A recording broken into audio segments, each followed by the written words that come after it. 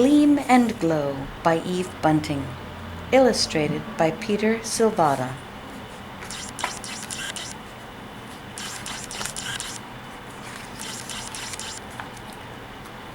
When Papa left to join the underground, Marina cried.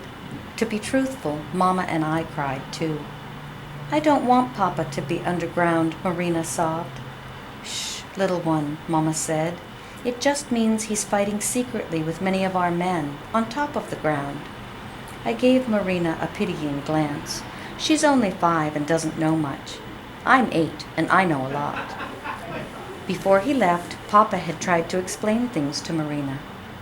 Why don't those people like us? She asked. I don't know why either, but I rolled my eyes and pretended I did.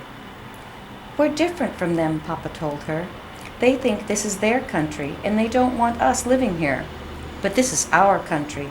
I will fight with the Liberation Army to stop them from pushing us out of our own land. He put his hand on my shoulder. Victor, you are the man of the house now. Be a strong help to your mother. And then he was gone. I'll be back, he said. But I worried. What if he came back and we weren't here? Mama said we would have to leave soon. It was getting too dangerous to stay much longer. Our enemies were coming, sweeping through villages like great brooms, forcing people out and burning their homes. Every day we heard distant gunshots and saw smoke rise into the faraway skies. Every day strangers stopped on their way out of the country to put down their bundles, to share our food, to take shelter under our roof. They told terrible stories of how it had been for them and their neighbors when the soldiers came. They cried as they talked. Their eyes went this way and that, as if they thought the soldiers were just outside on our doorstep. When their stories got too terrible, Mama sent Marina and me to the pond for fresh water or to the vegetable patch to look for hidden potatoes. But we heard a lot anyway. Marina started to suck her thumb again, and I wet the bed 3 nights in a row. Mama held me close. It's all right, Victor. There's no harm done. One day, a family came on a tractor. They had a boy my age named Alexa and a dog who could do tricks. Alexa liked showing him off. My father is in the underground, I told him, and I felt proud. Having a father in the underground was better than having a dog who could do tricks. I watched them leave the next morning. We don't have a tractor. I knew that when we left, we would have to walk. A few days later, a man came. His heavy bag was strapped on his back, and he was carrying a bowl with water and 2 fish in it. He put the bowl on our table, and it seemed to me that all the light of the world was trapped inside that glass bowl. I can't carry them farther, he said. Will you keep them? They are very wondrous fish. Mama shook her head. We are leaving ourselves in a day or 2. Marina jumped up and down. Please, Mama, aren't they pretty? I've just thought up their names, Gleam and Glow. The man sighed. Let them stay behind when you go then. An extra day or 2 of life is as important to a fish as it is to us. Here's their food. He gave Marina a twist of paper. Sprinkle a little on top of the water each day. I will, Marina promised. For 2 days she fed them and talked to them and even tried to pet them with her finger. I love Gleam and Glow, she told Mama. I love them with all my heart. 3 days later, Mama said we could wait no longer. I wanted to stay till it got warmer, she said softly, as if to herself. The cold will be hard on the little one. I knew she was remembering the pneumonia Marina had last year. We will leave tomorrow early, she said to us. We must make it to the border and the safe country beyond. Is it far to walk? I asked, wishing for a tractor. It is, but we will get there. Please, please, can we take Gleam and Glow? Marina begged. I'll carry them. You couldn't, Marina, Mama said. We will have to leave them. But think, we may be able to find your father. Won't that be good? I thought maybe she was just trying to give us hope. But even the goodness of that hope didn't comfort Marina. She slept with Mama that night, and I heard her sobbing for a long time before it was quiet and I knew she was asleep. I lay looking around my room, putting it in my memory. My books on the shelves Papa made for me, the painting I had done that Mama had framed. I thought about how hard it would be for Marina to leave her fish. When the clock struck midnight, I got up, carried the fishbowl outside to our pond, and slipped Gleam and Glow into the water. They flashed into the tangled weeds at the edge of the pond. I sprinkled what was left of their food on the water. 1 or 2 extra days of life, I whispered. Good luck. We would need good luck, too. Mama woke us at dawn. When I told about the fish, we went out to see if they had made it through the night. Marina clapped her hands and called their names, but Gleam and Glow stayed out of sight. Maybe they're sleeping, she said. I know they'll love our pond. Our bundles were ready to carry, 2 each for Mama and me, and a smaller one for Marina. The road outside our house was filled with half-light shadows. I looked back once as we walked away. There was our oak tree, the vegetable patch, Mama's flower garden, where the flowers waited under the earth for spring. Would we ever come home again? Would Papa ever find us? We walked and walked. We were slow and people passed us, but some went at our pace, and the things they told us made us know that we had been right to leave before the horror reached out to us.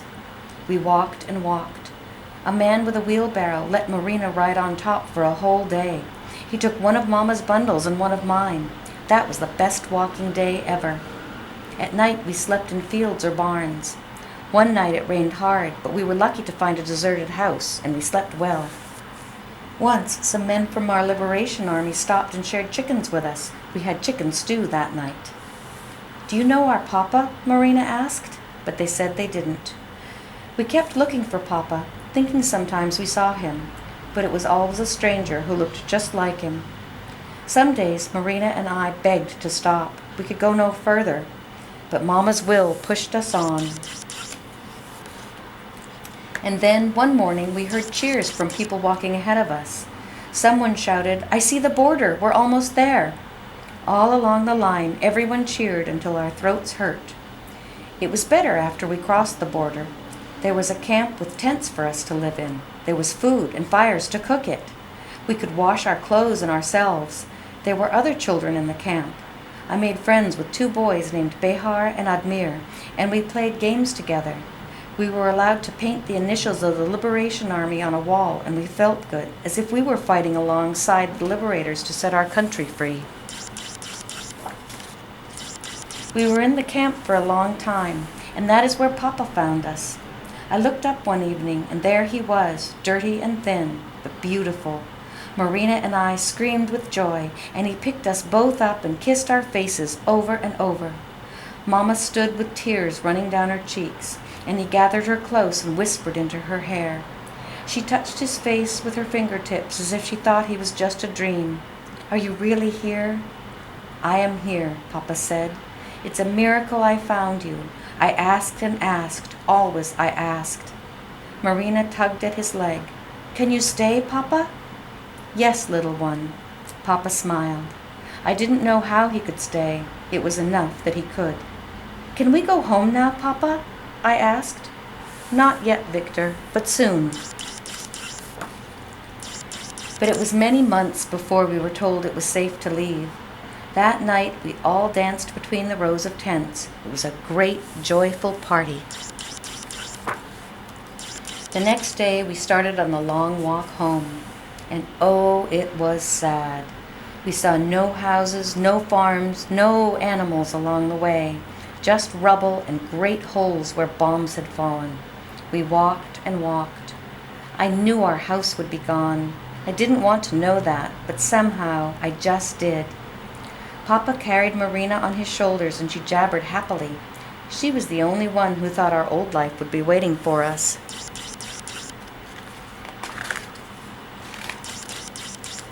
When I saw the oak tree still standing, my heart raced with hope. I clutched Mama's hand. Maybe it was going to be all right. Then I looked beyond the tree. Our house was only a skeleton. A few flowers poked up from Mama's garden. Except for that, we could have been on the moon. Marina was the first to remember the fish.